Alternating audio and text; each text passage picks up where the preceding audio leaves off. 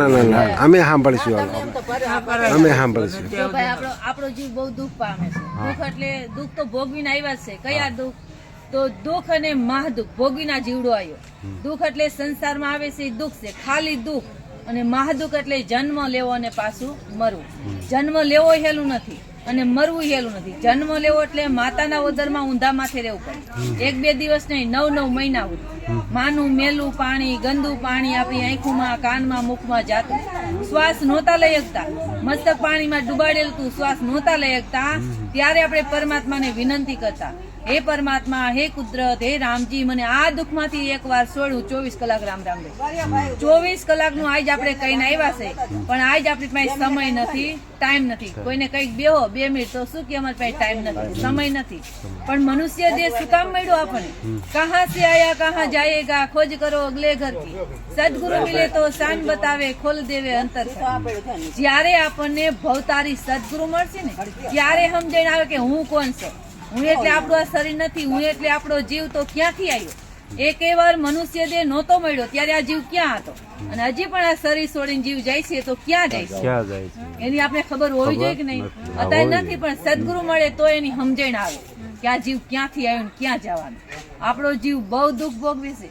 અરે જન્મવાના દુઃખ, મરવાના દુઃખ, ગઢપણના દુઃખ, ગર્ભના દુઃખ, 84 ના દુઃખ, નરકના દુઃખ, જમનો માર, બધાય દુઃખ આપણો જીવ ભોગવે છે, બહુ ભોગવે છે, બહુ દુઃખ પામે છે.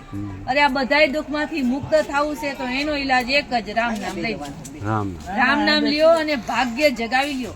આ જેવો અવસર મોકો મળ્યો છે, વારંવાર મનુષ્ય દેહ નહીં મળે. દેવ કરતા દુર્લભ માનવ દેહ. દેવતા મનુષ્ય દેહ ની ચાહના રાખે. બ્રહ્મા, વિષ્ણુ, મહાદેવ, 33 કરોડ દેવતાના રાજા ઇન્દ્ર મનુષ્ય દેહ માંગે. ઓહો પ્રભુ માં નવતન દીજે ભરતખંડ કે માય. કેવલ ભક્તિ કરું સંત સેવા, ઓર કર્યા કચું નહીં. કોણ કહે છે? ઇન્દ્ર બોલે છે કે હે પરમાત્મા, મને મનુષ્ય દેહ આપો ને તો ભારતમાં આપો.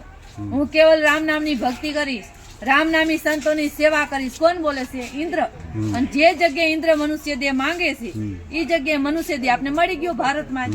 ભારતમાં જ મળ્યો કે નહીં? આપણે મનુષ્ય દેહ ભારતમાં મળ્યો. અને આપણે શું કરવા લાગ્યા?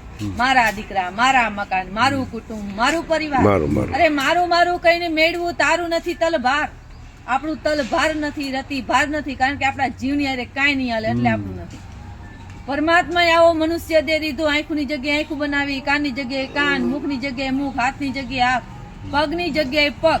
સુંદર મનુષ્ય દેહ દીધો કે નહીં? જો આંખની જગ્યાએ કાન આપી દીધા હોય અને કાનની જગ્યાએ આંખું આપી હોત તો પરમાત્માનો આપણે શું ખરાબ કરીએ? અરે હારી બુદ્ધિ આપી ત્યારે આપણે અહીંયા આવી હગી છીએ અને બધું કામકાજ કરી હગી છીએ. હારી બુદ્ધિ છે એટલે કે નહીં? બુદ્ધિ નો આપી હોત તો પરમાત્માએ બુદ્ધિ નો આપ્યો તો ક્યાં હોત? ગાંડા હોત. અરે રોડ ઉપર હોત છે અમુક ગાંડા રોડ ઉપર, એને માવતર છે, પરિવાર છે, પણ બુદ્ધિ નથી. એવી હારી બુદ્ધિ લઈને પરમાત્માએ આપણે મોકલા છે. હારી બુદ્ધિ એ માટે આપી છે કે પરમાત્મા રામજીની ભક્તિ કરવા માટે આવો મનુષ્ય દેહ દીધો. સુંદર શોભ્યો મનુષ્ય દેહ દીધો ને. અરે આ જીવને શ્વાસ તણી સગાઈ ઘરમાં ઘડી નો રાખે ભાઈ. આમાં શ્વાસ છે ને ત્યાં લગી જ આપણા મકાનમાં રહેવા દઈશ. આપડે ભલે 5 લાખ નો બંગલો બનાવી, 5 કરોડ નું મકાન બનાવી, એમાં આમાં શ્વાસ છે ત્યાં લગી જ રહેવાનું. શ્વાસ પૂરા થાય એટલે કોઈ આપણું અહીં હગું નથી. બધાના મુખમાં એક જ વાત છે, હટ કાઢો, એકદમ કાઢો.